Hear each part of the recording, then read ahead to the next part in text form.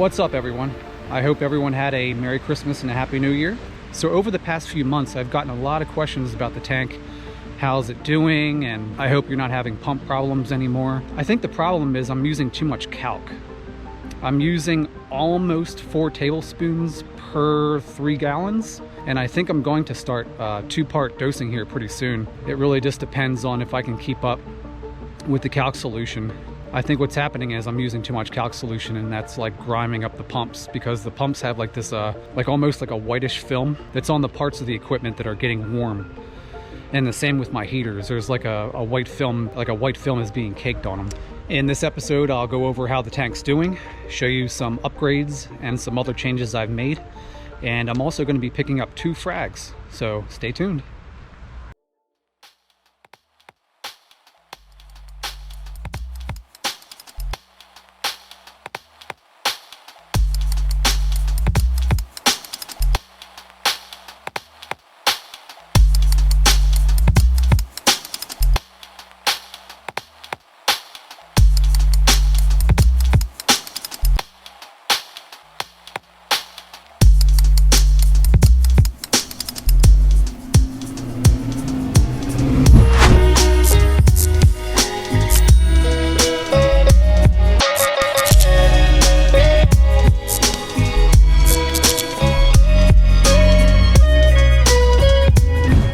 Before I get into the current tank status and everything involved with that, just look how fat Benny the Blenny got. So on the last video, I actually added this light and I added a new bulb. There's red and green LEDs on the inside of that, and I was trying to grow this Kato a little bit more than it was. And I'll try to do a before and after picture, but as you can tell, the Kato grew a little bit. I did rip a little bit off during the last water change, so it did get a little bit bigger. But as you can see, it's growing quite nicely. And the other thing was this pump. I was having a lot of problems with this pump, and like I said earlier, I'm guessing the kalk solution was running a little bit too hot. So what I had to do was bump the kalk solution from 4 to 3.5, but also turn my dosing up higher. So instead of dosing 3 seconds for every 6 hours, now I was dosing 4 seconds for every 6 hours. And my alkalinity is 8, calcium is 410, and magnesium is like 1500 or something like that. So what I did is I called Ecotech and I said, hey, I'm having problems with this pump. I mean, I was literally taking this pump out of the tank once a week to clean it out. It was getting so clogged up with gunk that I was just going insane. So what I did is, after 2 times cleaning this pump in 1 week, I took the pump out and put the Mag 2 in just for a little bit so I can figure some stuff out. But I called Ecotech and they actually gave me a new impeller and the inside mechanics of the pump. I replaced that and it seems to be doing well. I haven't had to clean this pump in 2 weeks now, but every 2 weeks I am just going to go ahead and clean the pump out. So today, I'm going to be picking up 2 SPS frags from a fellow WAMAS member who is located in Ashburn, Virginia, and that's about a 45 to a 50-minute drive depending on traffic. And I'm running kind of late, so I'm gonna speed this up and let's get on the road. In the car, got everything all packed up. I've got my coral cooler, in this case warmer because it's 25 degrees outside. Let's get on the road.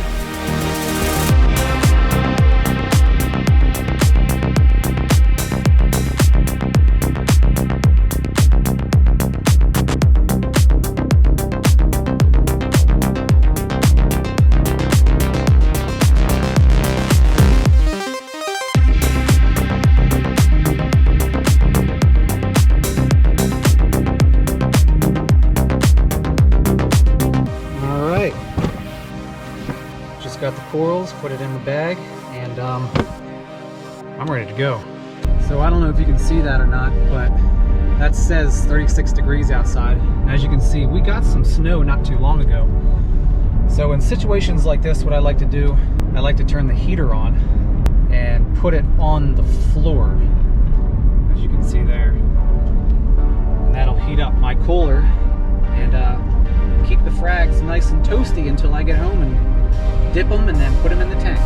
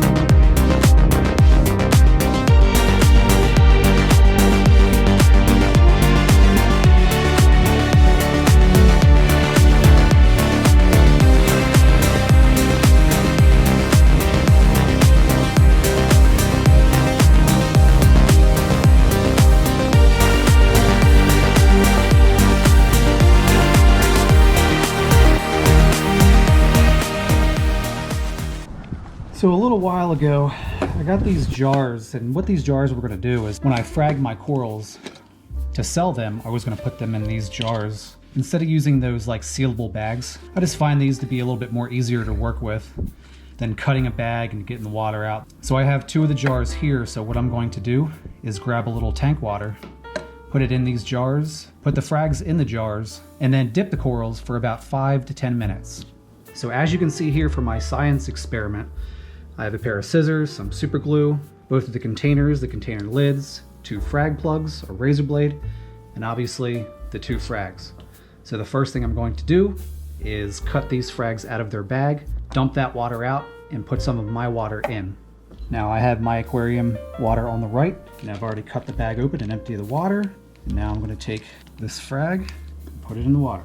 Now, since I never like using the frag plugs that originally come with the frags, just because they could be carrying flatworm eggs or flatworms, I like to just cut them right off. Sometimes this is easy, sometimes it's pretty hard. And I don't want to cut myself, because that would be bad. So actually, I just used the scissors to take it off, snapped it right off the plug, and now it's in the water. Now I'll repeat this process with the other frag.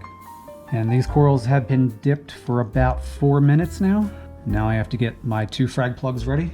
So I take my super glue and put a nice hefty glob right on the frag plug. And now I've swapped the dip water with tank water, and now I'm about to add the frags to the frag plugs. So here I have the frag set on the frag plug where I want it to be, just like so. Give these about 20 seconds to harden, and then they are going in the tank. And here I have both corals, and then for now, I'm just gonna plop these right around here. Get all the air bubbles off.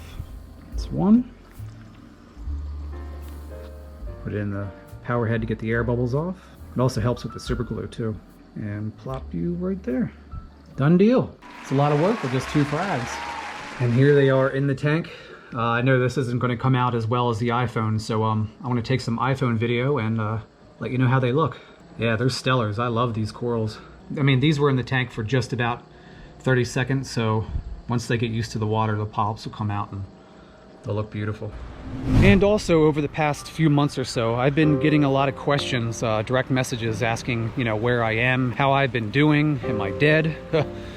No, I'm not dead, still here. Tank is still going strong. But you know, to be honest, there's a lot of content creators out there that are just making videos just to stay relevant and to stay current. And I guess to keep their subscriber count. I'm really not sure. I don't want to get too much into logistics, but I'm not really that way. I don't care about subscriber count. I don't really care about all that other stuff. The only thing I do care about is creating new and exciting content for you and staying relevant that way. Not just making videos just to make videos for view counts. So just remember, if there are days, weeks, and sometimes even months that go by and I do not have a video for you guys, don't worry. That just means I'm busy creating new and exciting content for you. And also one more thing, and I know everyone here has heard this over 1,000,000 times before, but if you can just do me a favor, like, subscribe, and do all the good things, and that really helps out the channel to grow, and I'll see you guys on the next video.